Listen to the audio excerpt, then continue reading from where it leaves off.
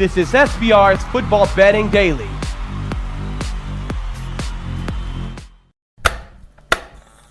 Take us to kickoff.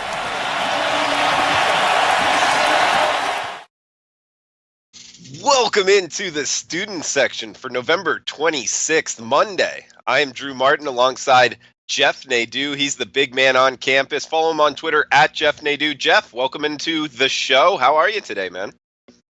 Oh, it's my fifth show of the day, Drew. I'm feeling good, but this is the last one I got to do. Let's have some fun. All right.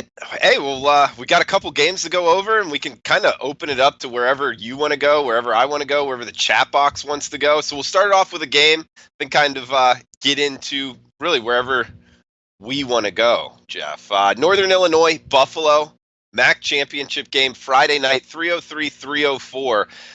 49 the total. Buffalo laying 3.5 or 4, depending where you're shopping. Bet online at SBR odds right now showing 4. That's the Buffalo Bulls laying at home. Pretty much everywhere else showing 3.5. Jeff, I think Buffalo's the side here. I was about to give it out to the clients, bet it personally.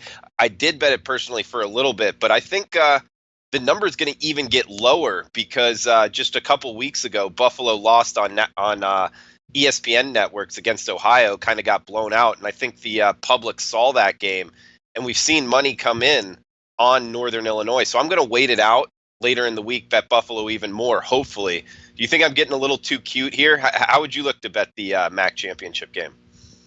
No, I don't think you're getting too cute here. I agree with you. I've been on Buffalo a couple times this year, and I wouldn't get away from them here.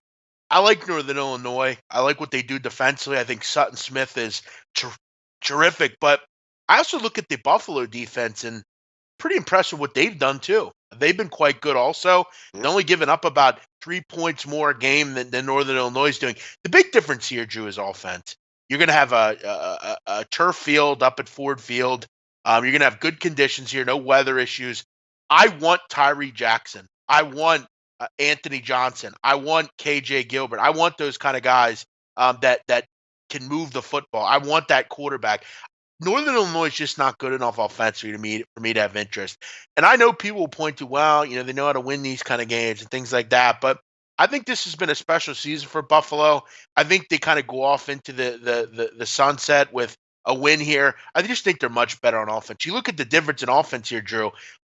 Buffalo is almost 100 yards better on offense than Northern Illinois is.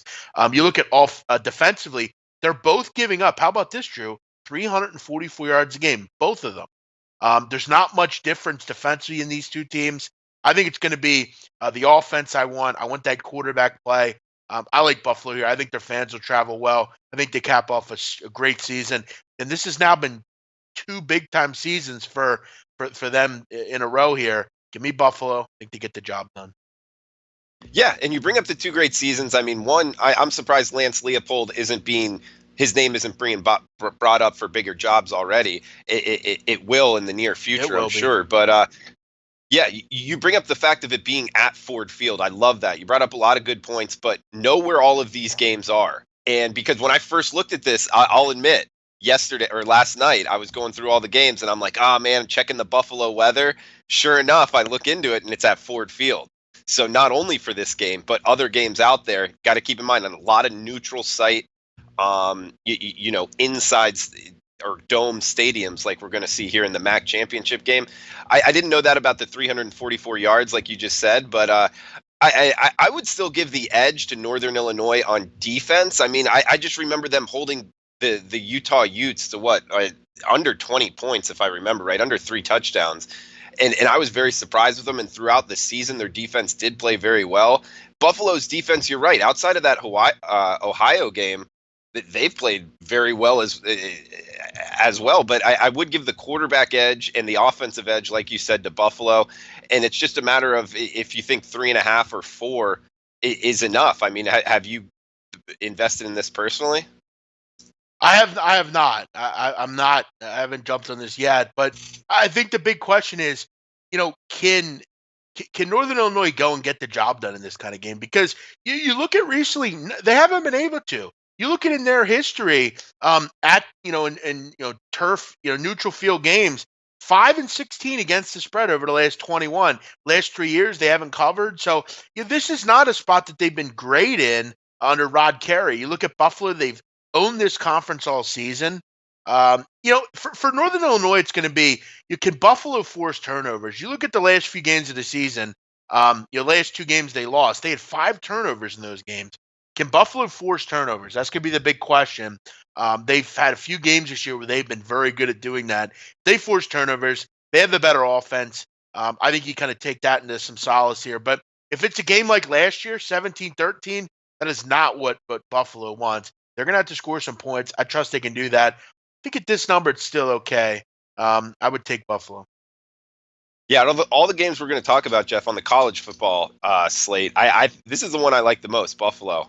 I'm just worried or not worried, but I think you might be able to get a 3 because the early money has come in on Northern Illinois for whatever reason. But we got Jay, Julio, Jones, Comic Ricky. What's up, guys, in the chat box? I think feel free to. I think the early money coming in has to do with Drew. Just the inability of Buffalo in a game like this. They haven't really faced and played in a game like this. You kind of liken it, Drew, to kind of an old reliable against a new boy. For instance, look at the Mountain West. Boise State is a pedigreed program. Okay, they've been there before. They played in games like this, and they have completely slapped around these new boys, these new schools, these teams that haven't been able to take care of business. Similar situation here. I just think Buffalo is so superior to what Northern Illinois is on offense.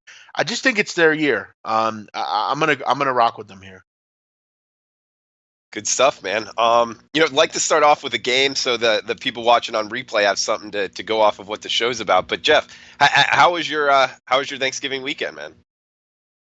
Thanksgiving weekend was great, Drew. Great holiday, Thanksgiving. You always enjoy that day. You don't have to give any gifts to anyone. You just go, you eat some food, you watch football, or in my case, I watched The Godfather. I kind of stayed away from football for the most part. Watched The Godfather. Saw some people that I like to see, and I actually had a very good weekend. So I'm happy about it. Hopefully that will springboard me into college basketball, which I'll get back into tomorrow. No tournaments anymore. That's all over. So I had a very good weekend. I always enjoy college football over the weekend and the holiday as well. And now we head into the Christmas season. Bowl season's here, and that will be fun as well. I know you and I will be springboarding bowl coverage, I believe, so that'll be fun. Yeah, it will be fun putting together, a couple shows. I don't know if it's all in ink, but definitely penciled in. A lot of good stuff coming here on the SBR network. Jeff, what did you have maybe over the weekend? College and NFL slate? Anything to throw out there that you saw? I started out Friday night. I had West Virginia +3. Got a push there, which I guess I'm happy with. Frankly, I had people breaking my balls about happy that I pushed, but look, in that kind of game, I was happy with it. And then Saturday, I had Wake Forest. They got the job done. That was an easy one. They killed Duke. I didn't understand that line at all. And then I had Boise State at night. They beat Utah State. I laid the money line, which I felt sharp about, and they ended up covering. So I actually was quite happy, Drew, that I had the money line because that game was about to fall right on 2, and everyone was going to lose, and I would have won. And then on Sunday, I had the Cleveland Browns. So it was a 3-0 weekend for me. So I was happy with that. Something I can relate to you on is that Boise State game. I had Boise State as well. I guess you could say got lucky, although watching it, and I was watching it on replay as far as DVR just because I was running behind on Saturday, so I was watching it like 3 a.m. I still felt like Boise was the right side, though, man. Did you? Oh, yeah. Yeah, I thought they were as well. If you look at the that screenplay towards the end of the game, I mean, that was just Boise had just been destroying Utah State. They'd been running all over them. Utah State couldn't get anything going offensively. Then they threw that screenplay, which was really just a broken play that ended up going for 6. The big play to Madison was terrific. He is a fantastic player. Yeah, but I thought the whole game they had control. I mean, other than the first 5 minutes or so, I was quite happy with how good they played defensively. Every time Utah State has the ball, you kind of are sitting on your hands because they are dynamic, man. They go so quick.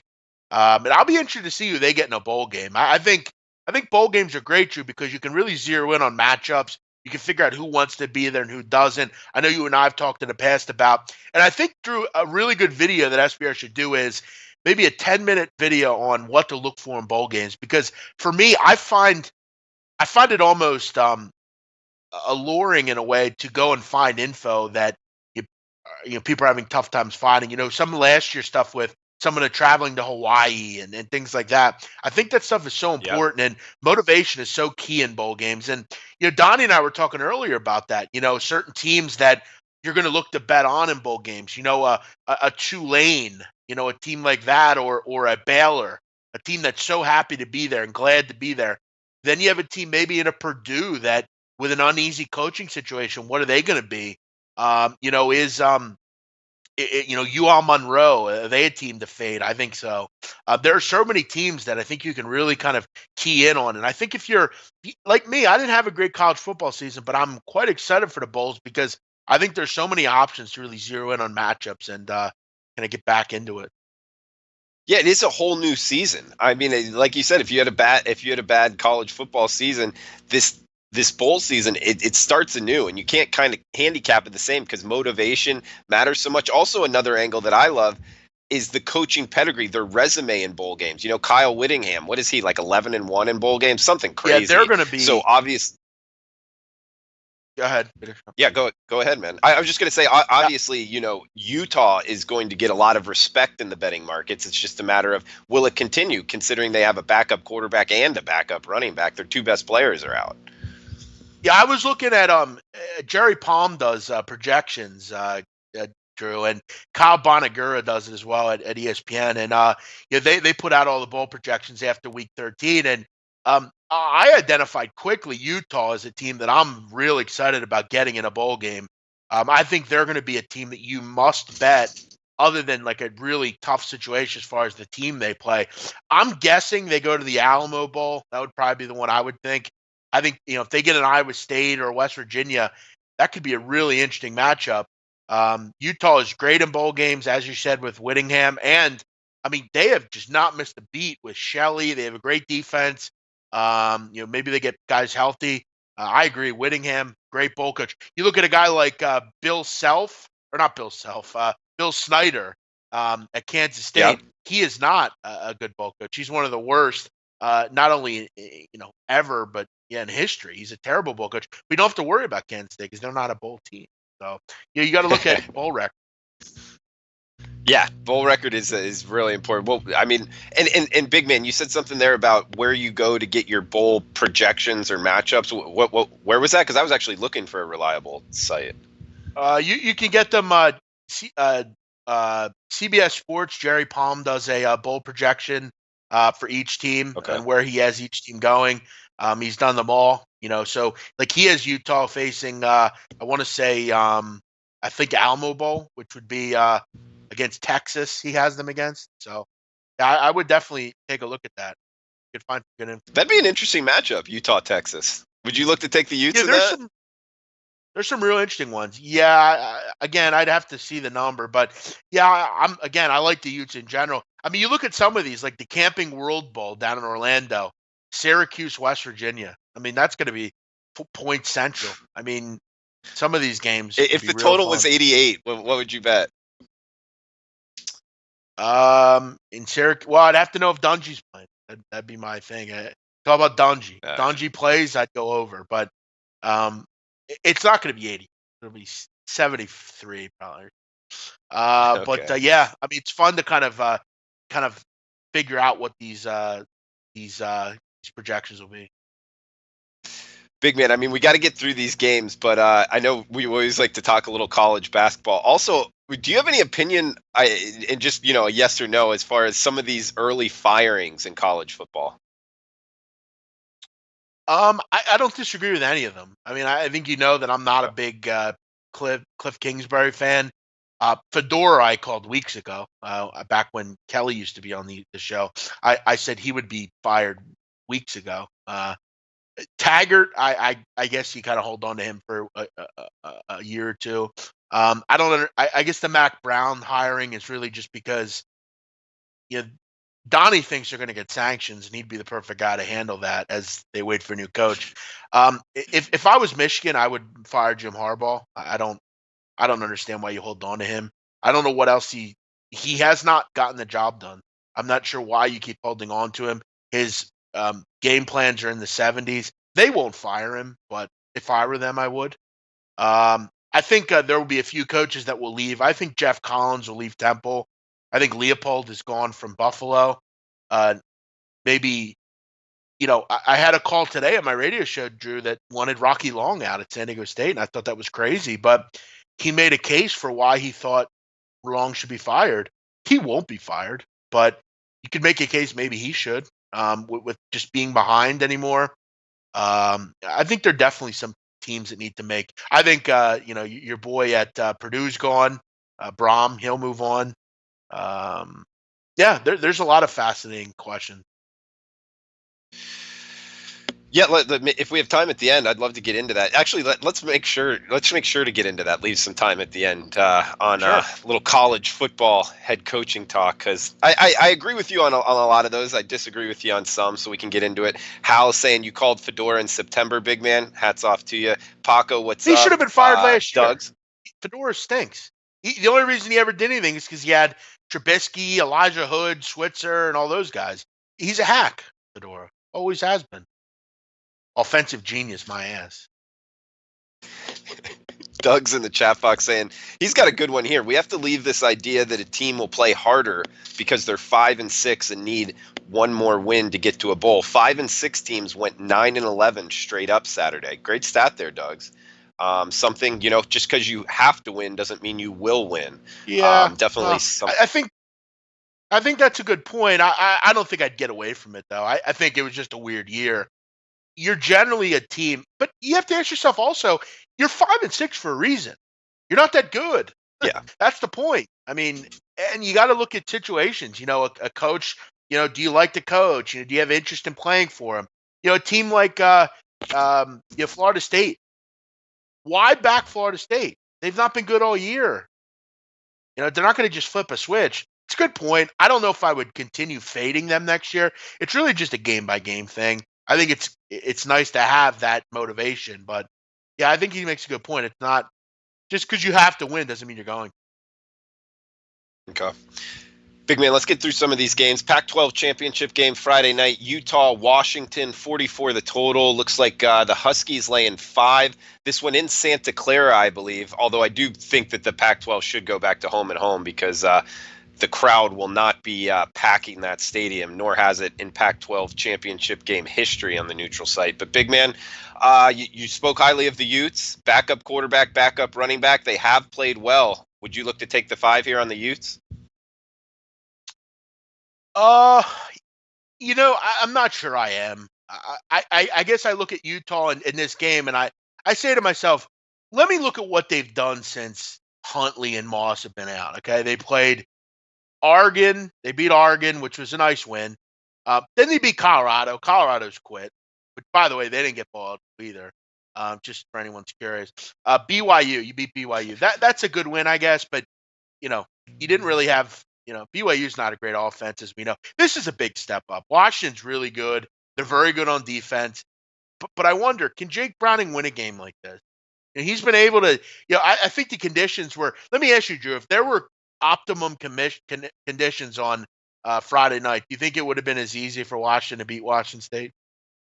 No, I think Washington State would have won. They had a kid from the South playing in snow. It was a terrible setup for Washington State. Yeah, so I think you got to put a lot of that into it. But the truth of the matter is Washington's defense is very good.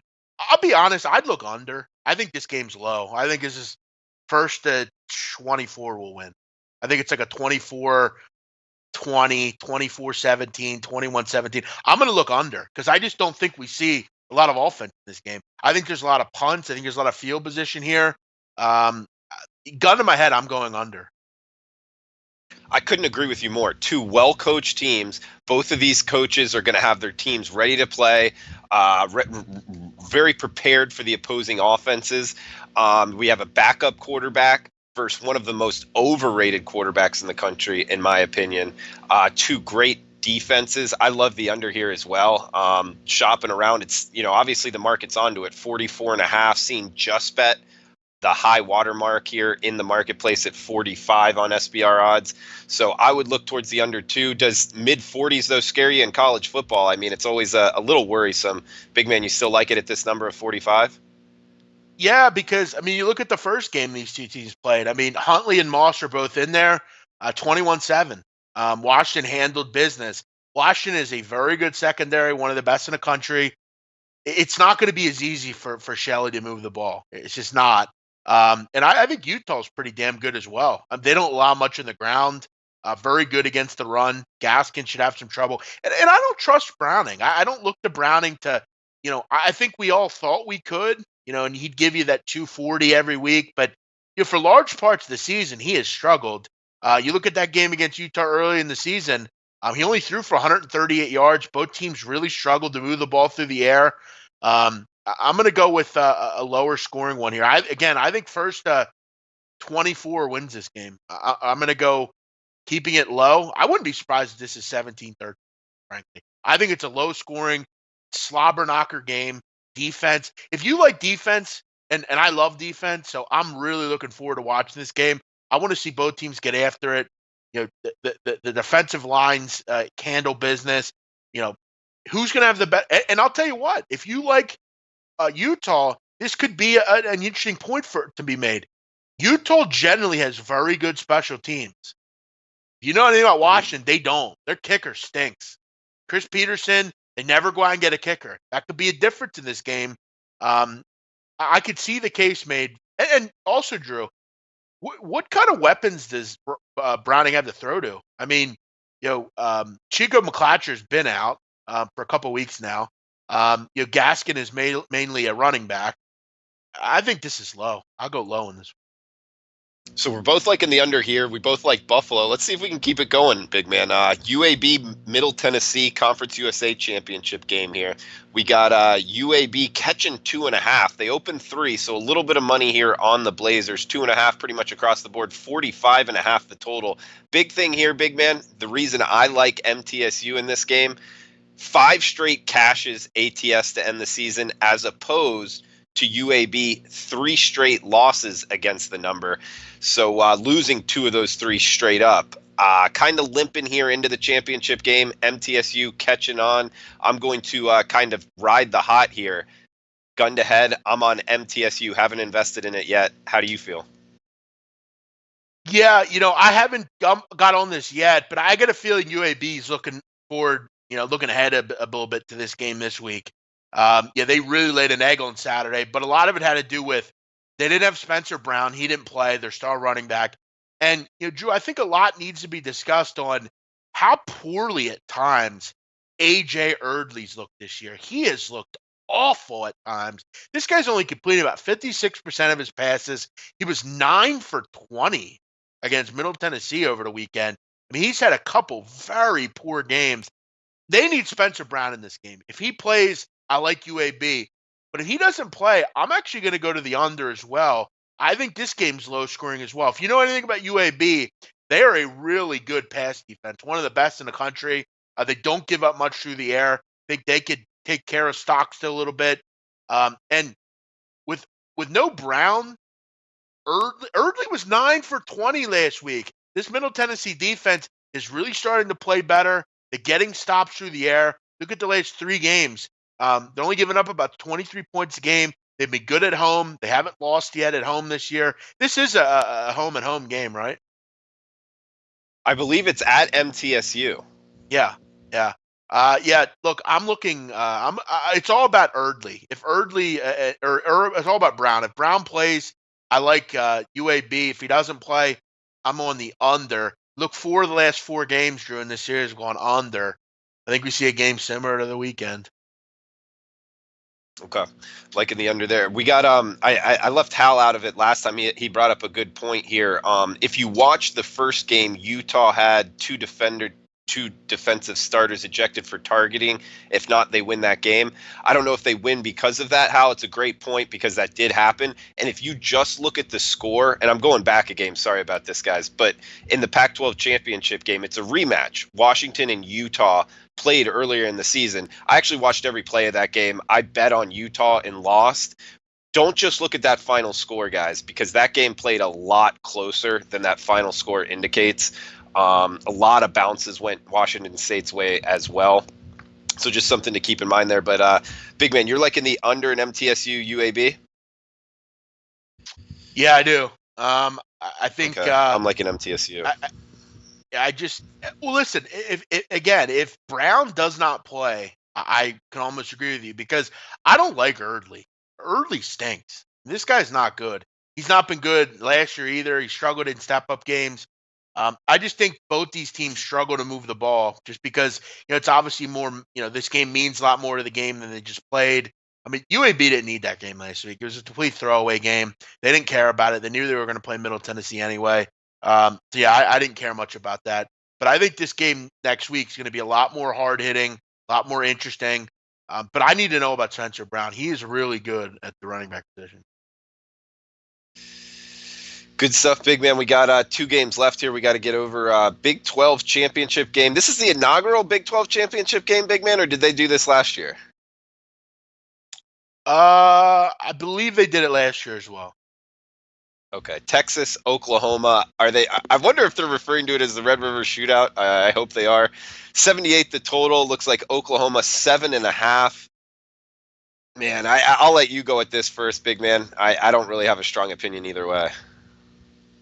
Yeah, I'm not going to get away from this. I'm going to go back to it.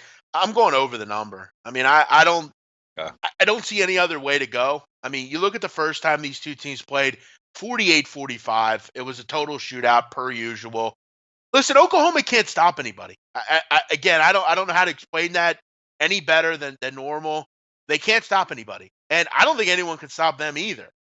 And Texas sure as hell couldn't. Texas just got a big time stop late in that game. But I look at Ellinger; he was terrific in the first game. But Kyler Murray's going to throw for 300 and run for 150. That's just what he does. The running backs are fantastic. The receivers are unreal. Yeah, look, I'm not going to go into this much. I think Texas is a fraud on defense too. People always want to knock and say they have great defenses. You look at their step-up games and when they play good offenses. Gave up 45 to Oklahoma. They gave up 42 to West Virginia, 38 to Oklahoma State, 34 to Texas Tech with Jet Duffy. Yeah, over 78.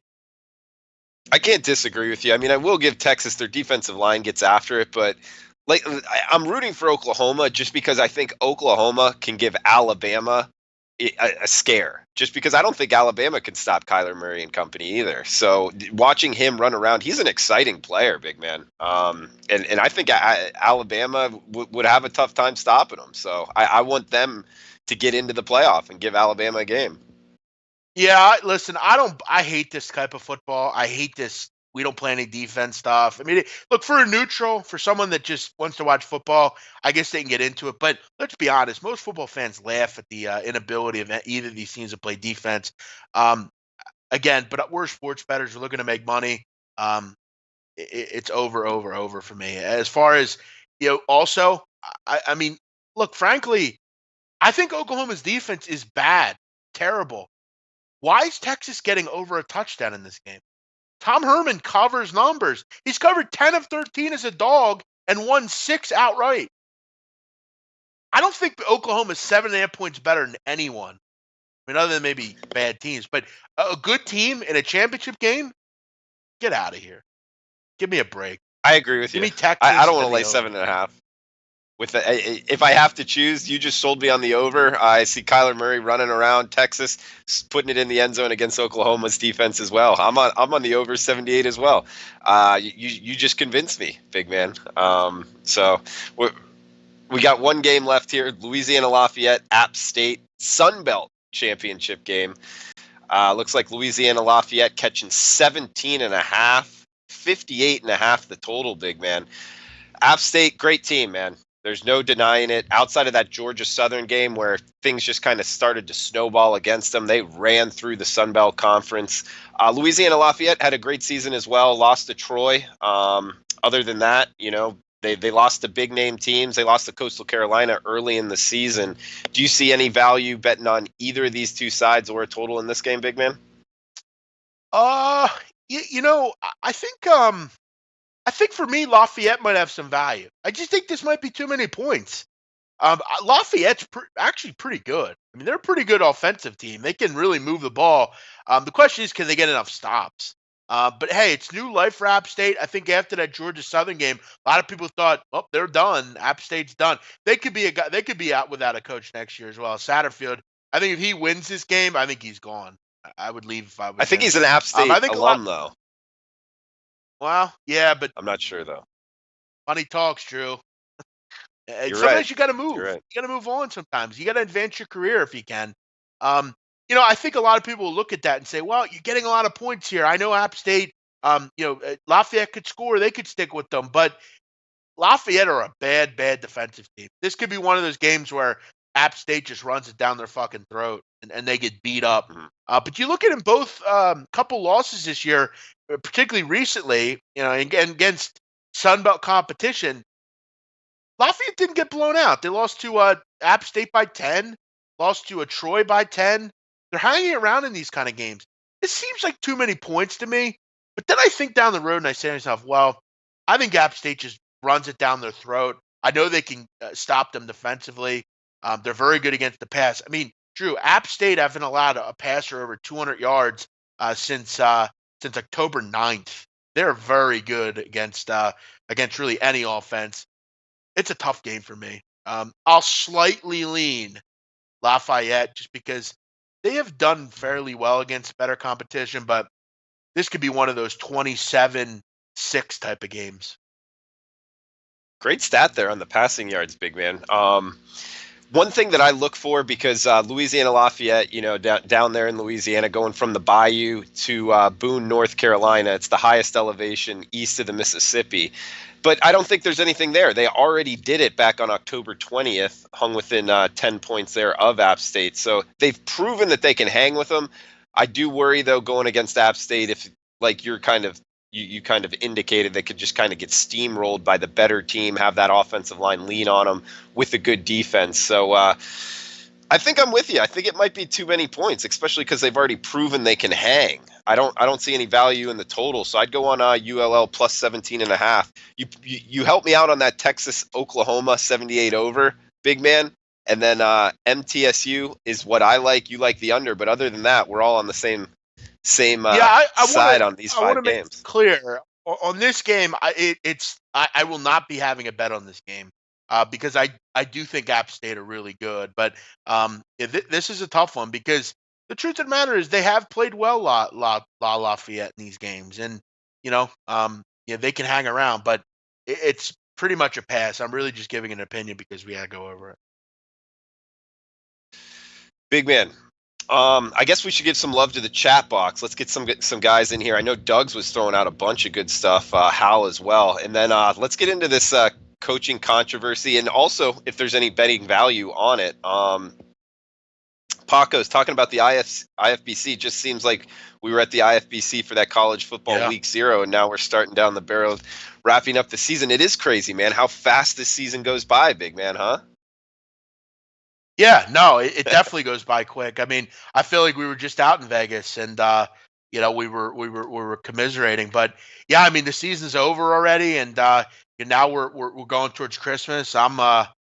I feel like I was just at the Final Four too. Like that was in April. Now it's already another season, and I'm actually going back down to Texas in a few weeks. So yeah, it's quick how quick everything moves, Drew. Yeah. Hal, yeah, we did Buffalo, Northern Illinois to start off the show.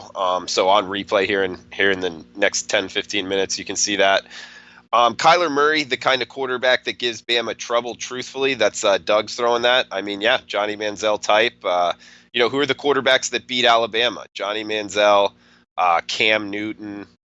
Dak Prescott. There's not a whole Zach Prescott. Okay. So he does fit that mold.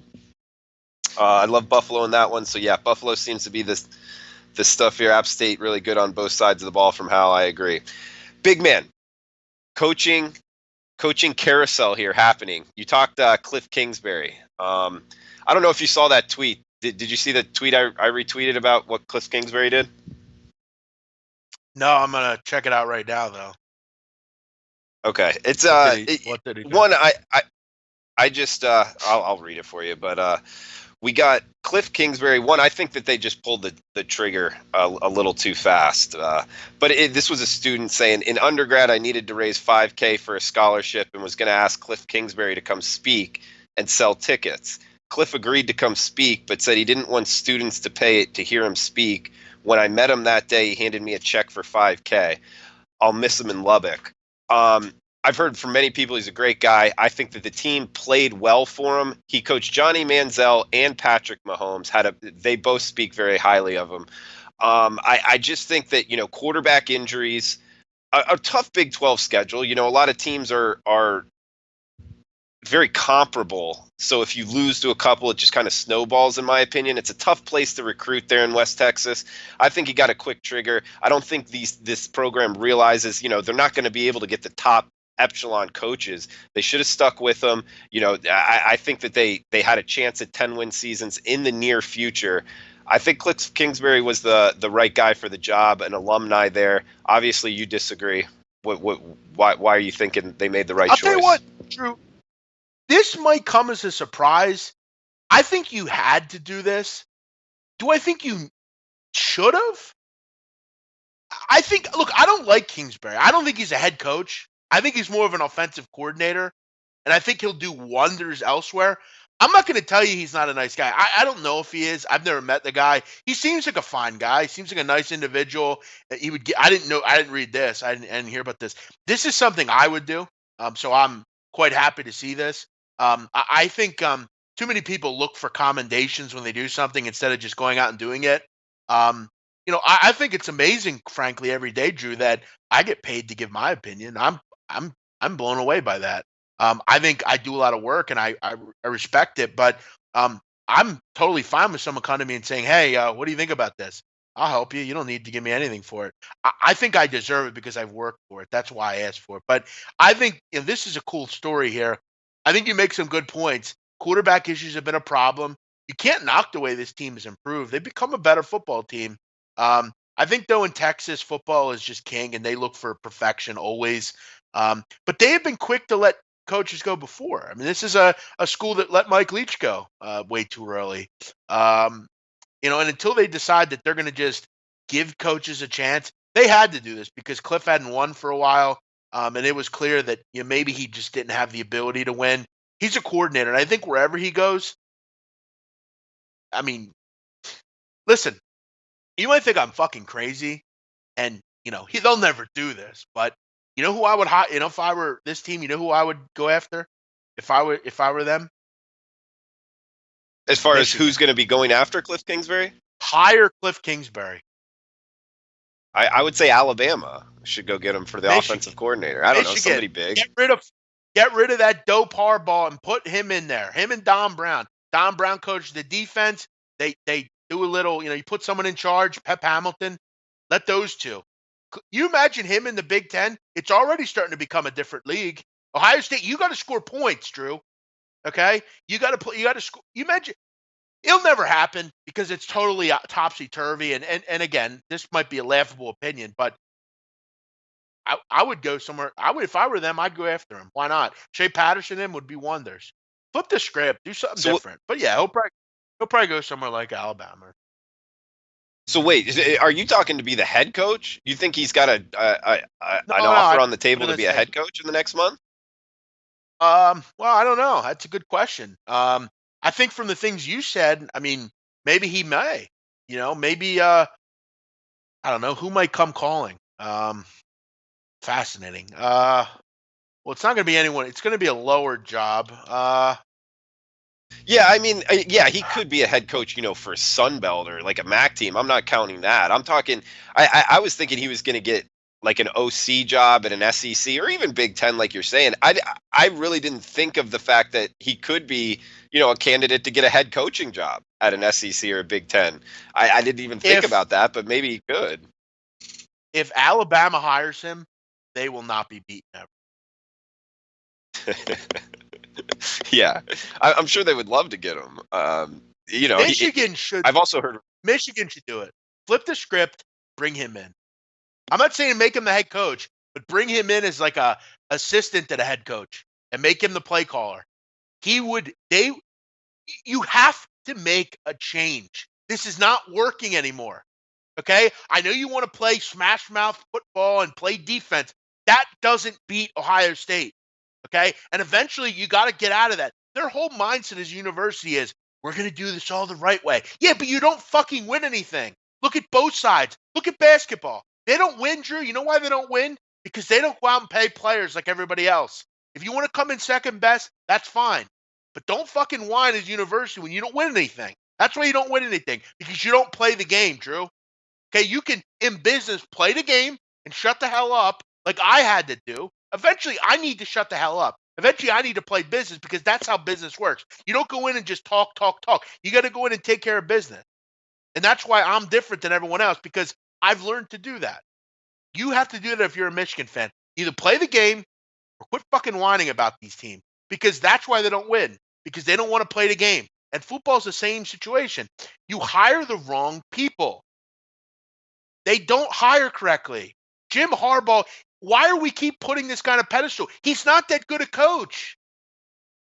Beat it with these opinions and this guy is good and he can win regular season. Who cares if you beat Illinois and Penn State? You don't beat the team you need to. Who cares if you go to the Buffalo Wild Wings Bowl and win? Who cares if you go to the Sugar Bowl and win? It doesn't matter. You're not winning the title. But then again, they've only won one in their history. They're another blown out organization that doesn't play the game and then whines when they lose. Give me a break. No disagreement here, big man. Fedora, you called it in September, so this is another one. Where do you think UNC goes from here? Fedora, he had a bunch of problems, off-field problems as well. In UNC, it's a good school. They got to also keep that in mind. It's the Virginias, the Dukes, the UNCs of the world, where that's also an element here where you just can't kind of recruit anyway. Where do you think UNC goes from here? Where do you think Fedora goes from here? I think UNC will hire Mac Brown. I think my comrade Donnie Wright said's dead right. I think you're going to see some sanctions at UNC. He'd be the good guy to handle that. The nice guy, the old guy that'll be the face of the team for a few years and take care of business, ride up the sanctions, then we go out and get a nice young coach. Fedora, I could see his offensive ingenuity working somewhere. Maybe he gets a job at a Purdue or something like that, a new start, somewhere different. You have to remember he is from the Texas area. Maybe he goes, and becomes maybe an offensive coordinator at somewhere, maybe at Texas A&M or something. I don't know. I think he'll be fine. He's a pretty decent offensive coach, I guess, but he's not a head coach. He's won one bowl game. He's failed in every other one. Produced some decent talent, but I think he's a coordinator. Big man, just looking at some of the headlines here. We got WKU? They fired Mike Sanford, huh? Only after 2 years. Usually you get 3 years. I don't know what happened there. He's a top OC. We got a couple others. Mike Leach going back to Texas Tech. You think that could be a possibility? Absolutely not. That will never happen. What about Illinois and Lovie Smith? Did you see they signed him to an extension to 2023? Disastrous. He is a guy that has just stolen money.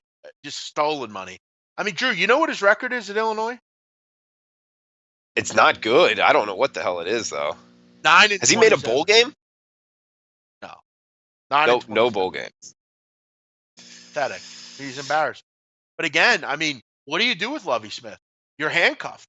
You give him 6 years, $12 million buyout. What are you going to do? Who's going to come coach there that's any better? That's the problem. Illinois is they're another lifeless athletic program. They're not winning anything either. They're just mired in middle tier Big 12 crap or Big 10 crap. As far as who else did you mention? Who else did you mention, Drew? I mentioned Western Kentucky. I was also going to throw out there DJ Durkin in Maryland. Who do you think's next, and anything on DJ Durkin? I think Matt Canada will be the next coach. I think the players like Matt Canada. I think he's a guy that makes sense there. And I think they can, get through all this stuff and move on.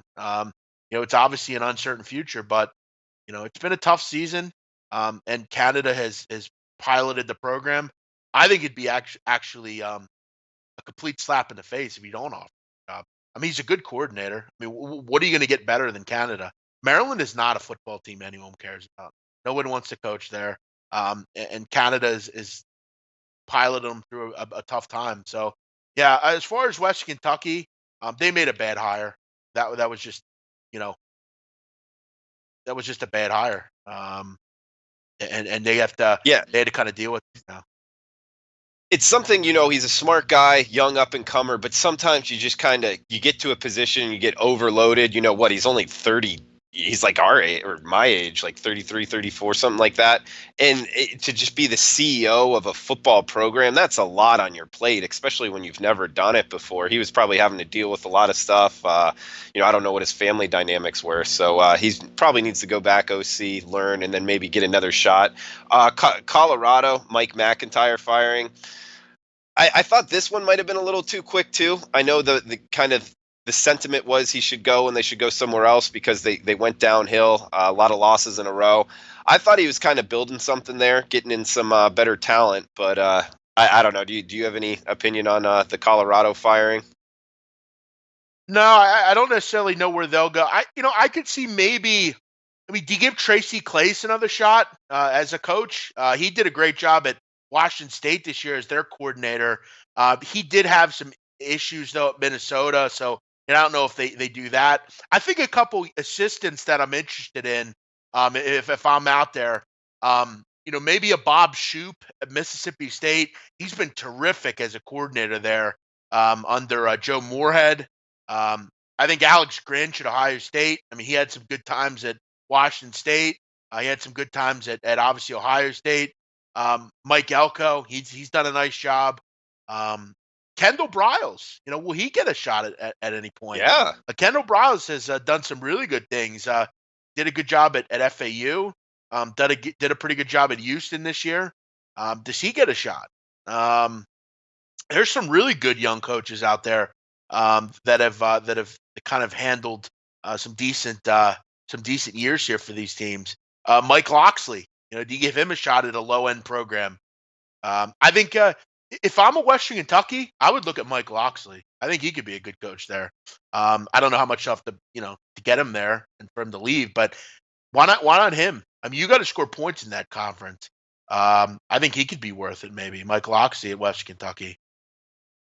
Yeah, I don't disagree with you. And also, great point on the Art Briles or Kendall Briles thing. A lot of times, big man, when kind of grading out coaches, not only how they did with the team that they were coaching at that time, how did the team do after they left? FAU, not a lot of change, I guess a quarterback change, but they still had like three other guys to choose from. And Kendall Briles leaves. FAU doesn't even make a bowl now. They won the conference last year, and there wasn't too much turnover. So, and they still had Lane Kiffin, running the show. So obviously Kendall Briles was worth his weight in gold down in Boca Raton. Yeah, you have to. Yeah, I think and I hope that he's not. I hope he's not vilified for what his father's done. Sometimes that'll happen. Like if I hope he's able to be his own kind of coach and do his own things because he's done a nice job.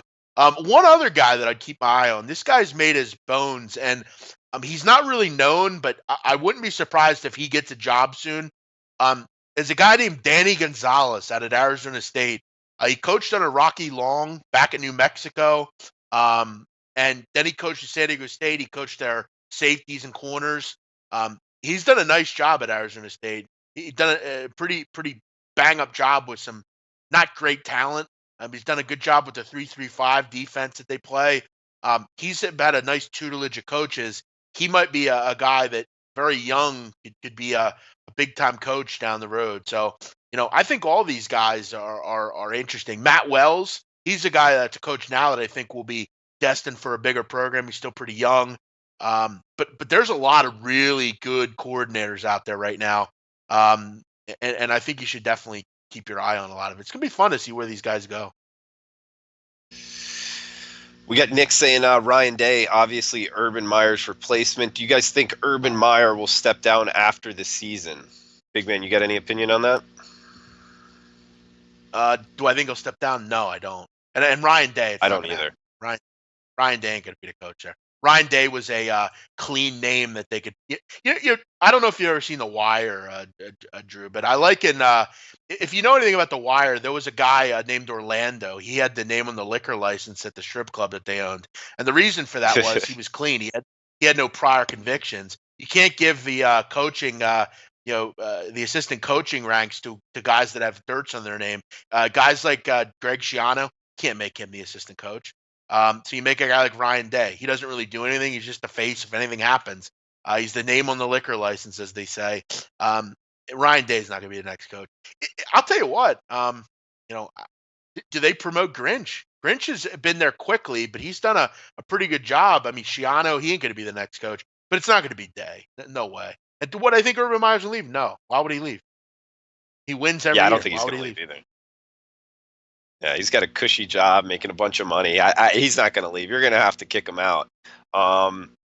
Hey, Mike Leach Mike Leach is never coaching in the pros. That is never going to happen. Could you imagine him dealing with professionals? Come on. It's not going to happen. It takes a certain type of personality. It's a different type of game. They make more money than the coaches, so it's a whole different aspect. Big man, the name on the liquor license is that? Did you just make that up? I've never heard that. No, that's a common. That's a common word used in the streets, Drew. You gotta have. When you have a business front, you have to have a clean name on the license.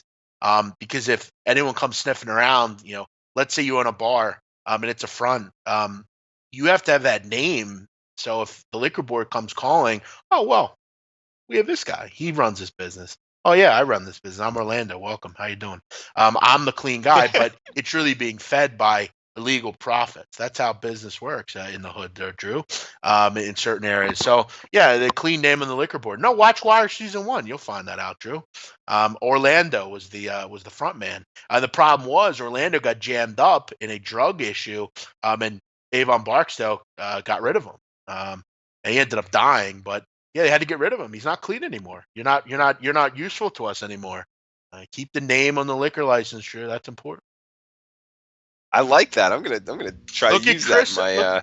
Look at that comment, Chris Temple. Look at his comment.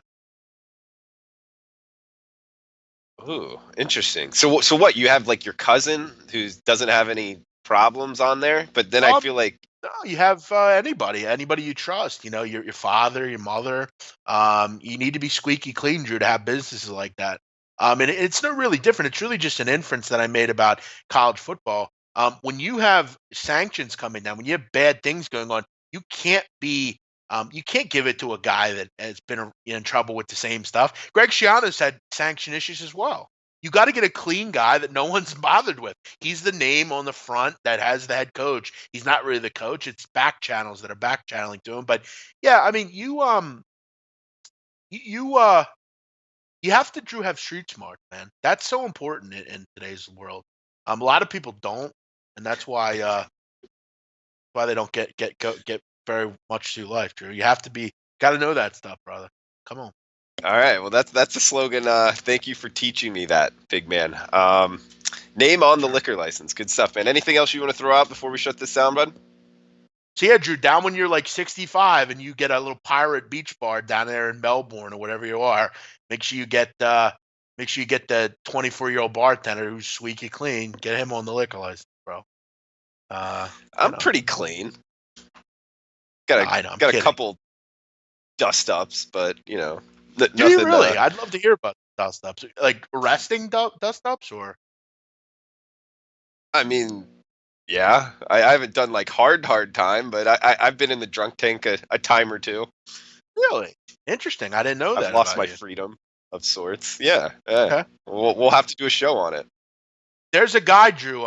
If you're ever interested and you're looking for something to watch at night, there's a guy. Highly recommend him. His name's he's got a channel called Fresh Out on YouTube.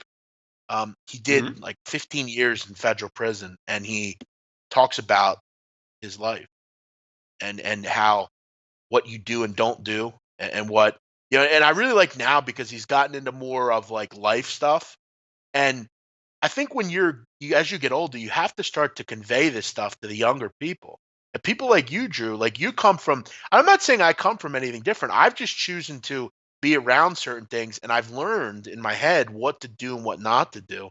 And I think that's important. And I think, you know, people like that guy, it's fascinating stuff because he tells stories about like stuff he saw in prison and what you do and don't do. And if you're going to prison, this is how you act and don't act, and what's true and what's not. Drew, you got to come up here, man. You got to come up to once everything settles down, Drew. Seriously, I want you to come up here. You should come up here. I'll take you out in Philly. We hang out. We'll go to Atlantic City. You got to come up here. Seriously. Dude, I want to. I've been meaning to come up. I haven't been up in the Northeast in like a decade, man. So I'll tell you what. let's do that Tell you what. when bowl You season should is come up over. for maybe come up for the tournament or something. For conference championships or something. You come up. We'll go down to Atlantic City. I'll take you for a steak. I'll introduce you to some people. We'll That sounds fun, man. I'm gonna take you up on that, big man. Yeah, I can learn the streets up there in Philadelphia. Sounds fun, buddy. Huh. All right, man. Yeah, good stuff, big man. Well, hey, I thought it was a good show. Love getting your opinion on all the coaching changes. Also, good stuff on the games. We agree on a lot of them. Some of us don't really disagree on any of them. But we'll be back on Thursday, guys. We also got Wednesday roundtable, full show here, getting into championship weekend NFL slate as well, and college basketball. Man, it's going to start taking front stage here. We got to do a show of some sort. Not sure if it will be at this time slot, big man. But me and you got to do a college basketball show. I'm thinking. What are you thinking? Yeah, we could do whatever you want. Maybe like we had one last year. We did Bet Buffet. I think it was called. Yeah, BMOC Bet Buffet. Let's talk to Sophie and try to set that up, man. Maybe in this time slot if it's open. Yeah, I look forward to you and I doing some college football bowl stuff. I think there's a lot of money to be made there. All right, man. Let's get into that. We'll be doing bowl stuff. Also, some sort of college basketball show, hopefully. Chris, Paco, Salty, Kyle, thanks, guys, for tuning in. Theodore, Jonathan, best of luck with your bets, guys. We'll be back Wednesday for the roundtable, Thursday student section as well. Peace. Thank you.